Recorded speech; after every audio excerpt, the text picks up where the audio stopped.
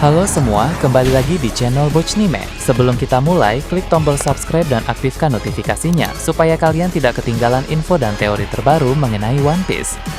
Sekarang lanjut ke pembahasan.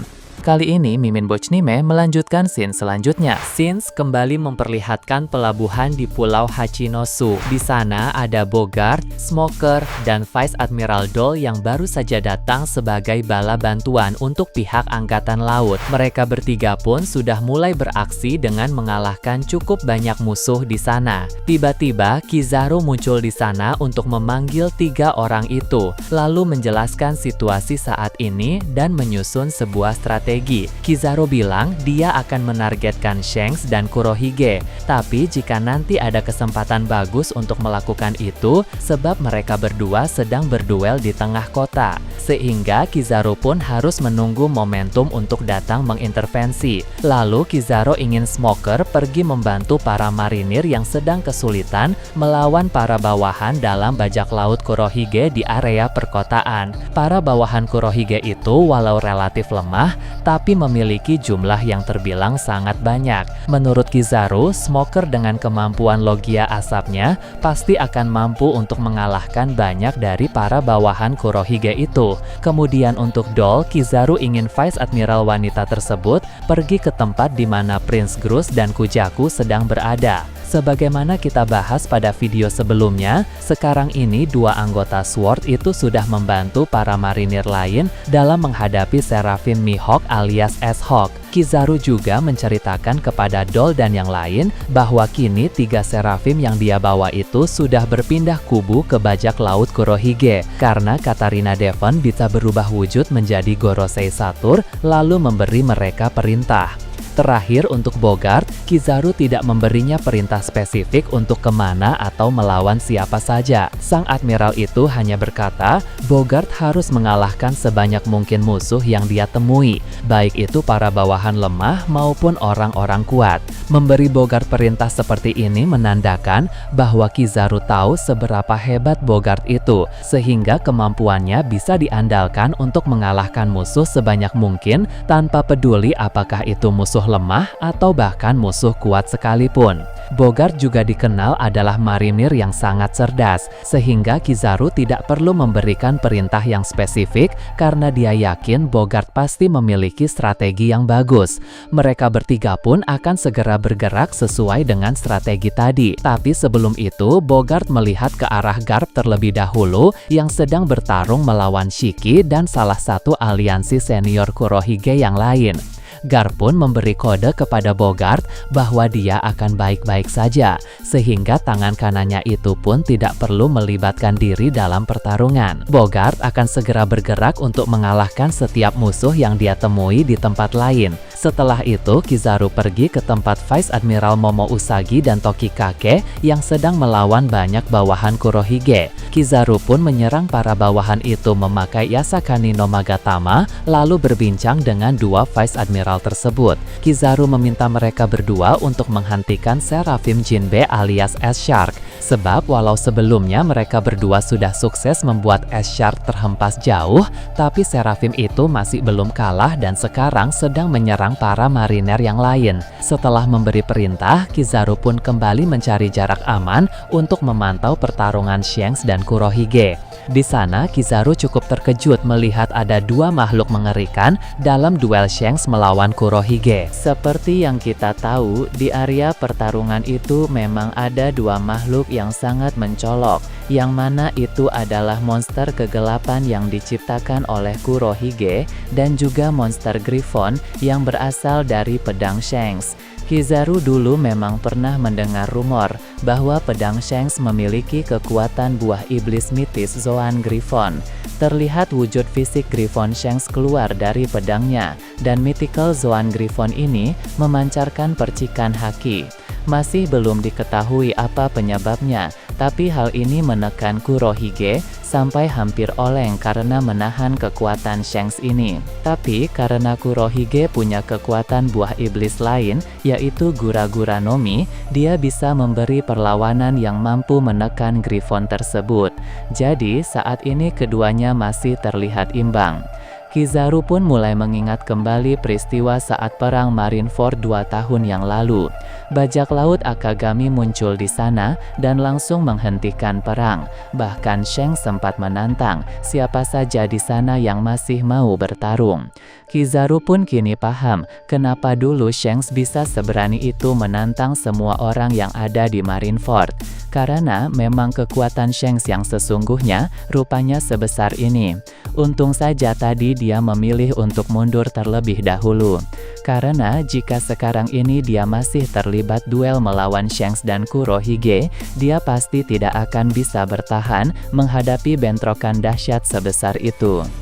Beralih menyoroti dua Vice Admiral di sana, Tokikake bilang pada Momo Usagi bahwa dia sebenarnya ingin mengumpulkan tenaga terlebih dahulu sebelum melawan musuh merepotkan lagi seperti S-Shark.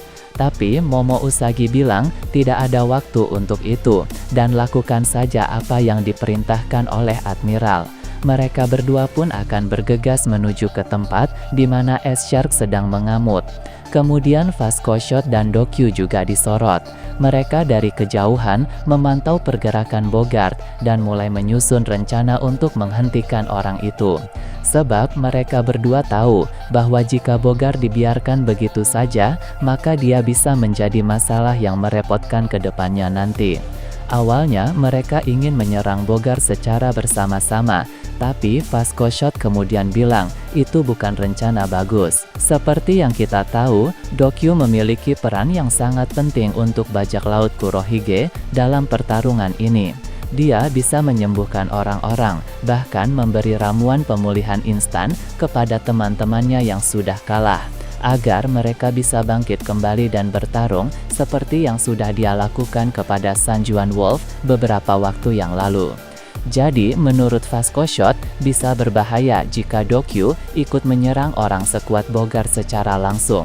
Apabila Dokyu dikalahkan, nanti kondisi pihak bajak laut Kurohige akan malah menjadi kerepotan, karena di bajak laut Kurohige tidak ada dokter lagi selain Dokyu. Untungnya, Dokyu bukanlah orang yang ingin menunjukkan pembuktian kekuatan atau merasa tersinggung karena seolah diremehkan. Jadi, dia menerima baik perkataan Vasco Shot karena dia juga realistis. Jika dia sampai kalah, maka keadaan akan malah menjadi semakin sulit. Maka Dokyu pun setuju bahwa dia tidak perlu ikut menyerang Bogart secara langsung. Mereka akan memanggil beberapa aliansi kuat Kurohige di dekat sana untuk menyerang Bogart secara bersama-sama. Dan di sana Vasco Shot lah yang akan memimpin pasukan itu. Jadi sebentar lagi kita akan melihat pertarungan antara Bogart melawan Vasco Shot beserta para anak buahnya. Sementara itu, Dokyu tetap memantau keadaan dan siap siaga untuk memberi perawatan cepat kepada rekan-rekannya yang membutuhkan. Ini terbilang strategi yang jauh lebih baik. Berpindah ke tempat lain, kita memperlihatkan kelanjutan pertempuran yang terjadi di markas organisasi Cross Guild. Sebagaimana kita bahas pada video sebelumnya, Mihawk sekarang sedang memasuki mode iblis dalam pertarungan melawan Fujitora. Mode iblis yang dimaksud di sini adalah suatu kemampuan yang membuat Mihawk menjadi semakin kuat, baik itu kekuatan fisik, kecepatan, ketajaman penglihatan, dan juga haki milik Mihawk semuanya meningkat pesat dalam mode tersebut. Sebelumnya, dia hanya memasuki tahap pertama dari mode itu, tapi Fujitora rupanya masih belum kalah. Dengan begitu, maka sang pendekar pedang terkuat itu pun lanjut memasuki tahap kedua dari mode iblis miliknya. Hal ini membuat serangan-serangan Mihawk menjadi semakin menakutkan, sehingga Fujitora pun mulai mengalami beberapa luka. Namun, sang admiral itu tidak tinggal diam. Fujitora mencoba suatu serangan besar yang terlihat sangat memukau. Dia menciptakan energi gravitasi berukuran masif dan membentuknya menjadi seperti harimau. Ini cocok dengan arti julukan Fujitora, yaitu harimau ungu. Kemudian, ketika dia mengayunkan pedangnya ke depan, energi gravitasi seperti harimau ini pun melesat cepat ke arah Mihawk. Mihawk merasa tertantang dengan jurus tersebut, sehingga Mihawk bergerak dengan sangat cepat 4 jubah. Tapi, dia bukan bergerak untuk menghindari serangan itu, melainkan mendekati energi gravitasi Fujitora, lalu melancarkan tebas langsung dengan haki yang sangat kuat. Ketika Mihawk melakukannya, terjadi bentrokan serangan antara tebasannya dengan energi gravitasi tersebut, sehingga mengakibatkan kehancuran masif di area sekitar sana. Hal ini pun membuat banyak prajurit di sana langsung terhempas. Bahkan orang-orang kuat yang sedang bertarung pun menjadi sangat terganggu. Crocodile dan Ryogugyo yang sedang bertarung pun bahkan harus melompat untuk menghindari dampak serangan tersebut, sehingga kini mereka bertiga menjadi terpisah ke lokasi yang berbeda. Ryogugyo pun berkata, dia tidak menyangka ada orang yang mampu menghentikan serangan masif Fujitora tadi. Sementara itu, bagi yang melihat dari kejauhan pun bilang memang sudah keputusan tepat baginya untuk tidak melibatkan diri dalam pertempuran di sana. Nah, para kru awal bagi yang sedang berada di dekatnya pun berkata, untung saja mereka tidak berada di area sekitar Mihawk dan Fujitora, karena dampak dari adu serangan tadi benar-benar sangat mengerikan. Level kekuatan Mihawk dan Fujitora bisa dibilang adalah yang paling tinggi dari semua orang yang sedang bertempur di pulau tersebut. Dengan perkataan itu, semakin menegaskan bahwa Admiral Fujitora lebih kuat daripada Admiral Ryogugyo, karena menurut orang-orang dari Cross Guild ya, angkatan laut yang sedang berada di Pulau Karibari saat ini yang paling kuat adalah Fujitora. Beralih ke tempat yang jauh dari sana, 4 kapten divisi armada besar bajak laut topi jerami kembali diperlihatkan. Sebagaimana kita bahas pada video sebelumnya, di sana mereka tidak hanya melawan angkatan laut saja, tapi juga sekelompok bounty hunter dengan kemampuan yang tidak bisa diremehkan. Apalagi, sang pemimpin atau bos dari para bounty hunter itu merupakan sosok kuat sehingga kehadirannya sangat merepotkan. Cavendish pun sudah melompat ke atas kapal tempat bos bounty hunter itu sedang berada saat ini, sehingga mereka berdua pun mulai berduel 1 lawan 1. Pada pertarungan tersebut, Cavendish masih dalam mode normal, sehingga dia cukup kerepotan menghadapi gempuran serangan dari bos para bounty hunter itu. Cavendish pun akhirnya memutuskan untuk memakai mode setengah Hakuba. Seperti yang sudah dibahas, mode setengah Hakuba adalah kemampuan di mana Cavendish bisa mengakses kekuatan dan kecepatan Hakuba, tapi tetap mempertahankan kesadarannya sehingga tubuhnya itu tidak dikuasai sepenuhnya oleh Hakuba. Namun tadi, Cavendish sudah memakai mode ini untuk pertarungan melawan angkatan laut. Jadi, dia menduga mode tersebut tidak akan bisa dipakai terlalu lama dalam melawan bos bounty hunter itu. Dengan kata lain, dia harus berusaha mengalahkannya dengan sangat cepat, walau dia tahu bahwa itu tidak akan mudah. Mengingat bos para bounty hunter itu adalah orang yang terbilang sangat kuat. Kemudian, para kapten divisi lainnya masih bertempur melawan pasukan angkatan laut dan bounty hunter lain sekaligus. Orlumbus fokus memberi komando kepada para armadanya dalam menghadapi para marinir. Ideo pun sedang menghadapi musuh-musuh yang melompat ke kapal Orlumbus agar mereka tidak mengganggu fokusnya di sana. Lalu untuk Sai, dia melompat ke kapal-kapal lain untuk bertarung melawan para bounty hunter terus berulang. Berpindah ke tempat lain, agen-agen CP6 yang memburu Vivi juga akan kembali disorot. Mereka sedang bertempur melawan pasukan bayaran yang disewa oleh Morgans untuk menghalangi mereka. Sementara itu, salah satu agen CP6 masih berada di dalam kapal dan sekarang sedang menerima panggilan melalui Denden Mushi. Yang menelpon itu rupanya adalah seorang kesatria suci. Dia bilang dia akan bergerak untuk ikut serta dalam misi pencarian Vivi karena misi ini memang sangat penting. Agen CP6 itu pun terkejut dan bertanya bagaimana keadaan Mary Joy sekarang ini. Sang kesatria suci itu pun menjelaskan walau Mary Joy saat ini sedang kacau, tapi masih ada banyak orang kuat di sana yang bisa bertempur melawan pasukan revolusi.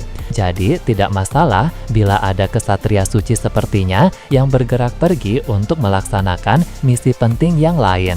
Sementara itu, markas Morgans juga diperlihatkan. Dia menerima laporan dari informan bahwa terlihat ada kapal pemerintah dunia yang sudah mulai bergerak lagi, yang mana di kapal itu ada seorang kesatria suci.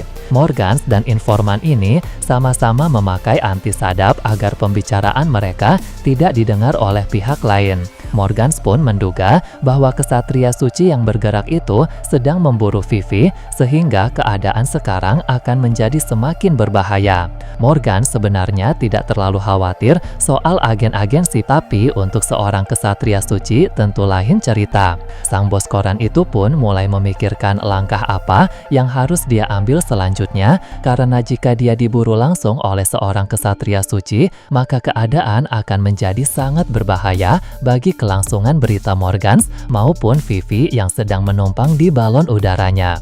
Perlu kita ketahui bahwa Morgan ini tidak pernah habis akal untuk mencari jalan keluar dari setiap kesulitan yang ada.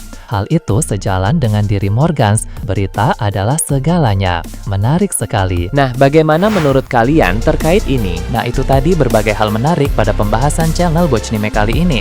Menurut kalian bagaimana? Silahkan tulis di kolom komentar di bawah. Oke, segitu saja untuk pembahasan kali ini. Jangan lupa like, share, dan subscribe untuk video menarik selanjutnya. Peaceful World.